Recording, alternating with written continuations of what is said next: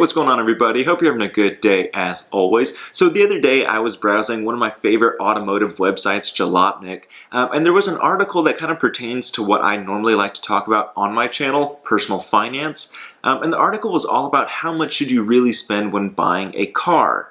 By the way, there will be a link to that article in case you want to read it by any chance. But, it got me thinking, there's not really any tried and true method of this is exactly how much you should spend on your car given X number of criteria.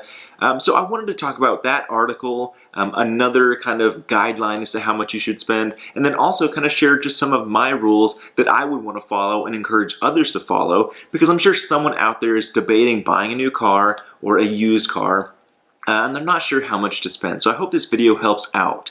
Now, before I get started, I do want to say one other thing. I think because we can all learn from each other, if you recently bought a car in the past couple years, definitely comment with whether or not you think you spent too much on it. Not like did you get a bad deal or not, but just in general, when you took out a loan, do you think you spent more money than you probably should have? Because again, if we can help anyone possibly dial down expectations or how much you're going to spend, I'm all about it because that's all about saving money. So let's go ahead and get started with the first two guidelines that was mentioned in Jalopnik. The first one is, really simply 10% of your annual income. And the article kind of just like made fun of that as a just, hey, millionaire, I'm sure, if you make $1 million a year, well, then yeah, a $100,000 car should shoot you just fine. But what is that going to do for someone who's even making $40,000 a year? Like, should someone who's making $40,000 a year really only spend $4,000 on a car?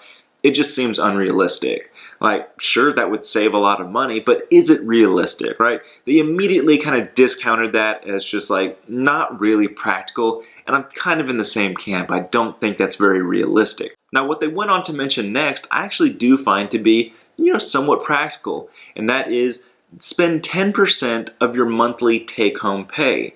So let's say you make $60,000 a year. That means you're making $5,000 a month. That means your car payment should be no more than $500 a month. Now, that still seems like it'd be somewhat on the high side, but if you're making $5,000 a month, you can probably afford to spend $500 on a car payment. The only real issue I had with this, and maybe I'm misremembering the article and I mentioned it, but it doesn't really talk about time, right? So if you spend $500 a month, well, the difference between getting a loan for 3 years and 7 years or 6 years is a tremendously large amount, right? If you can spend the same exact amount per month, but you're not going to be able to afford nearly as much car if you want to convince yourself that, hey, I want to have this loan paid off in 3 years. Whereas if you take out a loan for 72 months spending $500, that's a much, much more expensive vehicle.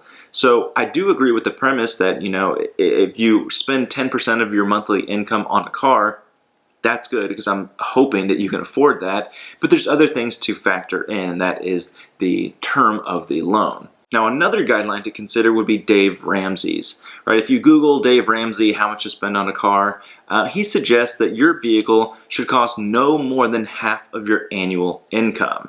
Right, I think, and again, he does say no more than, right? Obviously, I think less is better, but just no more than half of your annual income. Again, this is probably sound advice, right? If you're making $60,000 a year, a $30,000 car, that to me just seems reasonable. I've done many, many car loans at the credit union before. That seems like it would be doable for someone making that much money. Now, I imagine Dave Ramsey is probably assuming that you're buying this in cash, which I doubt most people are doing. And if you are, kudos, hats off to you. I think that's doing it the right way. But I imagine he would probably say spend much less if you're going to have to take out a loan. In fact, I'm sure he would just say don't do it. Walk somewhere or take the bus. Don't go into debt for a car. But, this video is not about that, right? I understand that point of view. I just don't think most people are going to do it. I want this video to help those who are really considering going down this path make at least the best decision they can, or at least not a bad decision, right? So again, if you can do that, great. If not, these are some suggestions I would recommend to you, right? It's not necessarily this is how much you should spend on a car, right? I think both of those methods, the Dave Ramsey method and the 10% of your monthly income method, those make sense to me, right? I full-heartedly agree with that. But what I would add on is a few things. Number one, you must put at least 20% down, right? If you cannot afford to put 20% down, it probably means that you're spending too much. Trust me when I say that during my time at the credit union, I did way too many loans for people who were not putting any money down, right? And that's not because I wanted them to do that. It's just, if they're approved for a loan, then they're approved for a loan. But really, really, please put at least 20% down. And I think if you are not able to put that much down on a car, then you're probably buying too much car for what you can afford, right? If you get a $20,000 car, right, $4,000 is going to make it only a $16,000 loan. That means that you're going to be able to finance it for a shorter period. It means your monthly payments are going to be smaller. If you can finance it for a shorter period, then your interest rate is probably going to be lower. It 100% helps in kind of limiting you from being able to spend too much, because if you can't afford that down payment, then you probably can't afford this car, right? You're also building equity immediately in the vehicle. The only time this isn't going to happen is if you roll in negative equity from a previous car loan where you were upside down. And if that's the case, you really, really, really need to be putting a large down payment away to eat away at that negative equity. So that's rule number one for me. Put at least 20% down on your car. Rule number two would be finance it for no longer than 3 to 4 years. Again, I know Dave Ramsey would say don't finance a car, period. And I like that idea. I support that idea. I hope I do that when it comes time for me to get my next vehicle. But for those that aren't going to do that, do not get a 5, 6, 7 year loan. Try to keep it to no more than 3 to 4 years, right? Because when you do that, you're going to build equity faster in the car, or at least you're going to try to keep up with depreciation, because let's face it, it's a depreciating asset. But you don't want to be taking 5, 6 years to pay off a depreciating asset, have something come up maybe 2, 3, 4 years into it, and you have to get a new vehicle. So now you're upside down on this car, you got to trade it in, you get a bad deal on the trade-in, you get screwed over in the purchase price of the new car. Like, this is how people get into debt issues, because vehicles are one of the most expensive things that we buy. And there are a lot of people who tend to do that, right? They get new vehicles before their loan is paid off, and they're just constantly in this cycle of always having a car loan, always having a car payment. Another thing this is going to do is kind of, again, limit you in how much you're going to spend. Because if it's a shorter loan period, well, that means your monthly payment is going to be higher than what it would be at 60 or 72 months. And I think that's a good thing, right? Way too many people try to buy a more expensive car that they can really afford because they can finance it for so long that the monthly payment is small enough where they can make it each month, right? Well, if you shorten down the loan period, well, hey, you're not able to afford that much per month, so I should probably buy a less expensive car so I can afford that monthly payment. So it kind of helps you in keeping your spending within reason. So yeah, rule number two, keep your loan period to no more than 3 or 4 years. Now, the last rule that I would talk about is a little bit more complicated to understand because you have to do a little bit of research on this, but that is do not spend more than 10% of the actual value of the vehicle.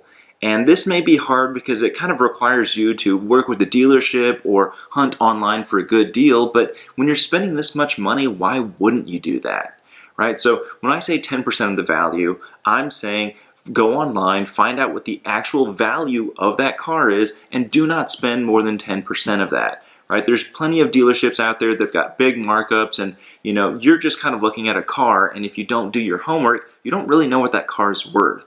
So sure, maybe you only spent $15,000, which seems like a fairly low amount to buy a car, but what if that car's only worth $8,000? It doesn't matter that you spent less if you way overspent on the car compared to its actual value. So all of that is to say, do your homework, find out how much a car is worth, and do not spend more than 10% of that. And if you follow rule number one, where you put 20% down, then you should have at least 90% equity in the vehicle. That means you're not upside down. It means that you're going to have an easier time refinancing if you need to. It just makes sense all the way around. Yeah, that's kind of rule number three. Loan to value, don't spend more than 10%. So those are my 3 rules or guidelines when it comes to buying a vehicle. It doesn't matter if it's new or used, right? It'll kind of just help you keep yourself in check and prevent yourself from really, really overspending on your car. But as I said earlier, guys, I would love to know what your experience has been. Looking back, at the last car that you bought, do you feel that you overspent And what would you want other people to know who are about to go into this situation? Because again, the more we share with each other, the better everyone benefits. So thank you so much for watching, guys. Don't forget to like, subscribe, comment, share. If you're looking for other ways to save money or find services that I use or recommend, check out some of the videos or links I have below. They may be refer a friend or affiliate links, but I appreciate all the support you guys give the channel. So thank you for watching. Make smart financial decisions, and I'll see you guys next time.